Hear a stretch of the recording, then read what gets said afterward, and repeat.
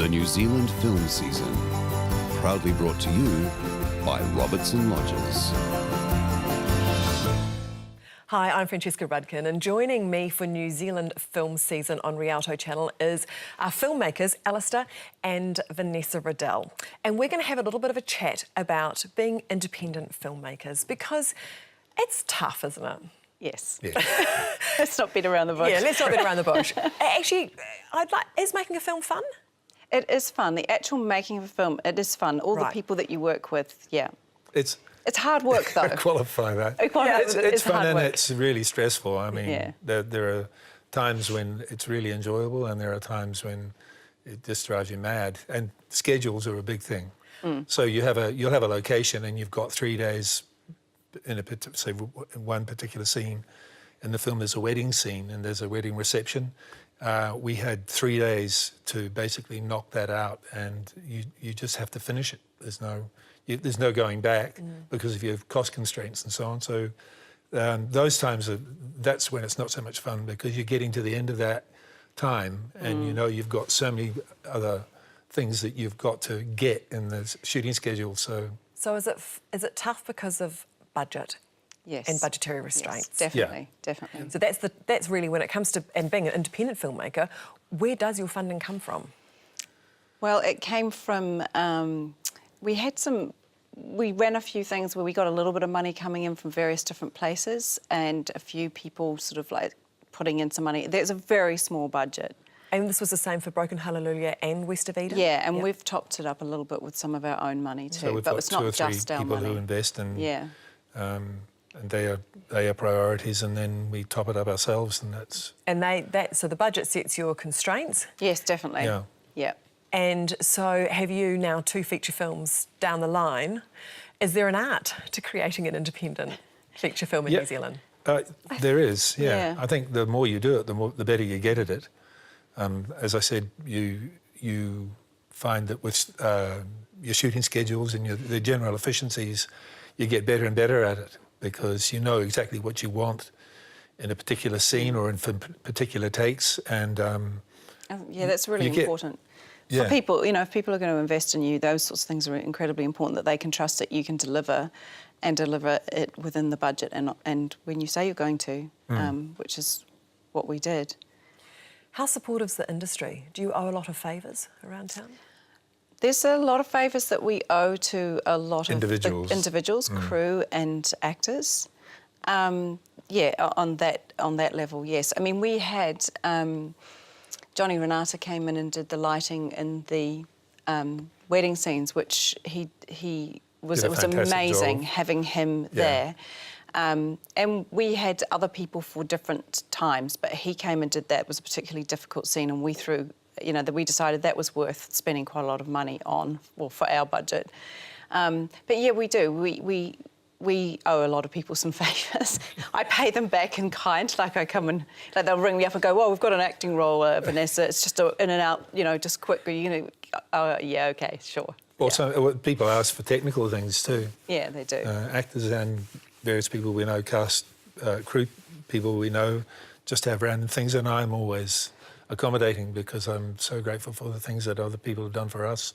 Yeah, because even with because I graded the film, so what would happen is we had a few friends who were involved and they needed their film graded, just short film, so I would just do that for them. So yeah, you pay back. So you produce, you write, you star, and you're also the grader? How many roles do you guys juggle on a film? Well, more than we would like. because I was the editor and I did the music as well. Right. So I just said, there's no way. It's a learning curve, because grading is a technical thing. Huge learning curve. And it's a big learning curve. I mean, it's one of the things that the least, maybe perhaps the editor and the grading are the 2 of the things that people notice the least, at least consciously notice, but they are hugely important for the look of the film. And I just said to Vanessa one day, I can't do that. So we cast around for ways that we could have got it done, and there were probably other people that we could, but it was just a time thing, and she just basically put her hand up and Ness put her hand up and said, "I'll do it." You two should really be running workshops around the country for Well, how to whip up Yeah. We could, and I think we'd have Yeah. some pretty interesting insights for people because you learn a lot. So what would you say to somebody who was about to attempt their first independently funded feature film? I think one of the things I would say that was something that, in retrospect, we should have had more emphasis on. And I would say thinking about marketing at the end, once you finish your film, you really need to have somebody who that is their speciality. Someone who can go out and has got really strong networks and they know how to really push and market a film, because you're up against, when you look at films these days, I mean, if you're looking at anything, especially if you're looking at blockbusters, not that we're a blockbuster, but, you know, they spend a lot of money on marketing their films, and people are used to having, they're used to it coming to them, not having to go and seek. So you've actually got to do that as well. And there are ways. I mean, we got better and better at using Facebook and everything, but you need more than that, really. And that would be my advice to anyone who was going into independent filmmaking, was think about, you've got your preparation before you film, you've got your filming, but it's the after, and you've got post-production, but you've also got your marketing. And that's important. So I think there's some sort of traditional wisdom that it's about a third you need to publicise a film. And when you're doing an independent film, you really don't have that kind of luxury. So let's just say, hypothetically, it costs you $120,000 to make your film. You know, to have that amount of money for publicity at the end of it would be a wonderful luxury, which we never ended up with. So, yeah, no, that's the hardest thing, I think, getting it out there. After you've made the film, getting it out to the public, and so they know that it's, you know, there to be seen. And if the New Zealand Film Commission turned around and said, yes, we'll give you money for your next film, would a collaboration with them be something which interests you guys? Oh, definitely. Yeah. We would like that. I think that we have proven that we can do the job.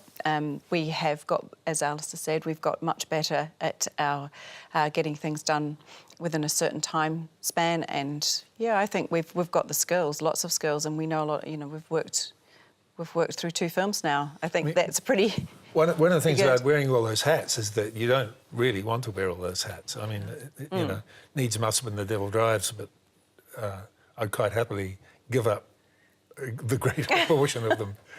Or have Get yourself an editor. Yeah. Get myself an editor. That was top of the number list. one. That was number one. Would be number one. Yeah. That's a huge. That's the story. The way you cut everything you've got together is what shapes the film. And although people, as I said before, you know, it's one of the most unsung. You're an unsung hero, but it really is the difference between having maybe an unwatchable film and something that really engages people and people love and get passionate about. Well, they often say the unsung heroes of films are writers and editors. Yeah, so you know, It's true. I would say that's true. Yeah. And I think probably for anyone who was starting with deciding to make an independent film, it's like get all your preparation done beforehand. I mean, we were much more prepared with our second film, and it really did make a difference. We were a little bit over-enthusiastic with the first one at the beginning.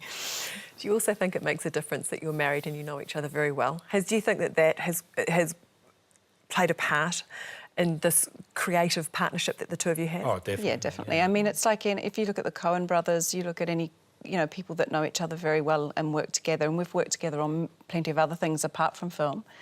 And also our cinematographer, I work with him outside of filmmaking, so we've all got a very close relationship, and it makes a very big difference. Yeah.